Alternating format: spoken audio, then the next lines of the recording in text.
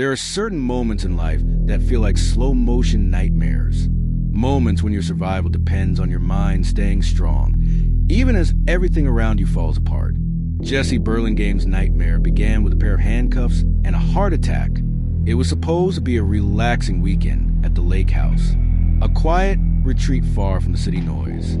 Jessie and her husband Gerald had done this trip before, but this time, things felt different. Unspoken tension hung in the air like static. Gerald had something new in mind. He brought out the handcuffs, not for security, but for play. A twisted little game to rekindle something lost. Jessie hesitated.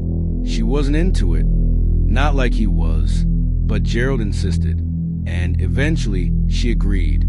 He locked the cold metal around her wrists, tying her to the massive bed. Then something snapped. Not in the cuffs, in him. Midway through their game, Gerald collapsed, a hand to his chest, eyes wide, then stillness.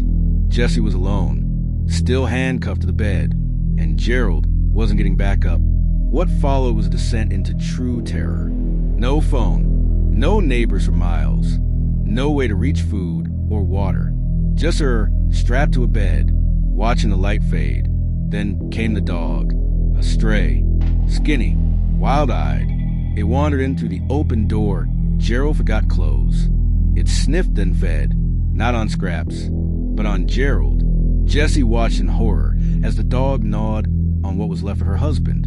She screamed, but no one came. Time began to twist. Her mind started to crack. She saw things, heard voices. Was she hallucinating or remembering? The voice of her younger self echoed in her head, dragging her back to a long-buried trauma, a secret she locked away years ago, now clawing its way to the surface. You see, Jessie's real horror didn't start in that bed. It started when she was a child, a solar eclipse, an uncle, a moment that changed her forever. And now, trapped, dehydrated, delirious, she was forced to face it, all of it. But the worst wasn't the dog, or the voices, or the memories. It was the man in the corner, tall, pale, eyes like hollow moons, smiling, not with kindness but hunger. He stood in the shadows, watching her, waiting. She called him the Moonlight Man. Every night, he returned. Was he real, or just her breaking mind trying to make sense of the dark? Then one night, he got closer, and she realized something chilling. He wasn't a hallucination. Jessie had to act. It was life or death. So she did the unthinkable. The kind of thing you only see in the worst kind of survival stories. Using a broken glass, she peeled her skin like a glove until one hand slipped free of the cuff. She escaped, bleeding, broken, but alive. And when the police came, they confirmed the truth. The Moonlight Man was real, a serial killer, a grave robber, and he had been watching her for days. Not just the physical trauma, but the emotional scars that had haunted her since childhood. She faced her monsters, both real and remembered. But not everyone gets that chance.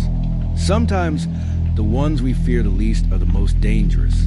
And sometimes the darkest place to be is locked inside your own mind. If this story chilled you, leave a like, subscribe, and turn on notifications, because there's more darkness to come.